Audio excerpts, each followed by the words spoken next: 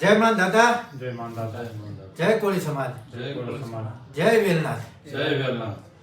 જસદણ તાલુકાના ખાડા હળમતિયા ગામે એક કોળી સમાજના આગેવાન એટલે કે સગનભાઈનું અસામાજિક તત્વો દ્વારા લુખ્ખાઓ દ્વારા રાતના સમયે સમાધાન માટે બોલાવ્યા અને સમાધાનના નામે કાવતરું કરી સગનભાઈ નામના કોળી સમાજના આ યુવાનને જાહેરની અંદર હત્યા કરી દેવામાં આવી.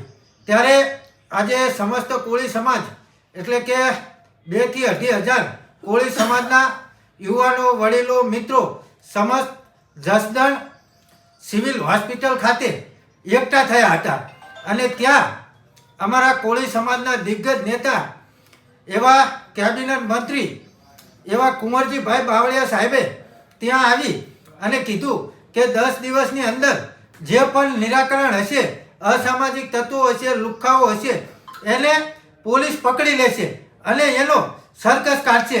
નહીતર સમસ્ત કોળી સમાજની માત્ર એક જ માંગ હતી કે જ્યાં સુધી લુખ્ખાઓનો, અસામાજિક તત્વોનો વરઘોડો ના નીકળે, તાત્કાલિક ગિરફ્તાર કરી અને વરઘોડો ના નીકળે ત્યાં સુધી લાશ સ્વીકારવી નહીં. પરંતુ અમારા સમાજના આગેવાન એવા કુંવરજીભાઈ બાવળિયાના કહેવાથી આજે પરિવારે લાશ સ્વીકારી અને બાવળિયા સાહેબનું અમારા સમાજ માટે ઘણું માન છે અને બાવળિયા સાહેબના કહેવાથી જ આ લાશ સ્વીકારવામાં આવી છે.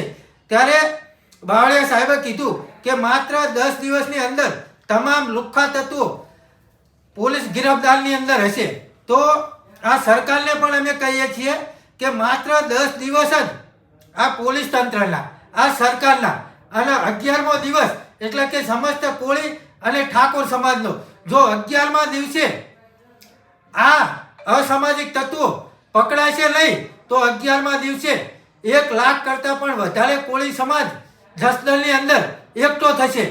તો 2 હાથ જોડી અને આ સરકારને નમ્ર વિનંતી કરીએ છીએ કે અને ખાસ કરી હર્ષભાઈ સંઘવીને અમે કહેવા માંગીએ છીએ કે કાયદો દરેક માટે સમાન છે. કાયદો કાયદાનું કામ કરશે. કોઈ પણ ચમરબંધીને છોડવામાં નહીં આવું એવું હર્ષભાઈ સંઘવી હંમેશા નિવેદન આપતા હોય છે. તો આ જાહેરની અંદર મર્ડર થાય તો કાયદો શું કરી રહ્યો છે? કાયદાની વાત જ અલગ છે.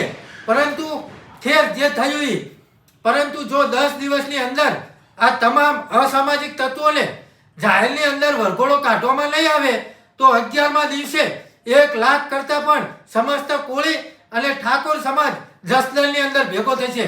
જય માન દાતા, જય કોળી સમાજ.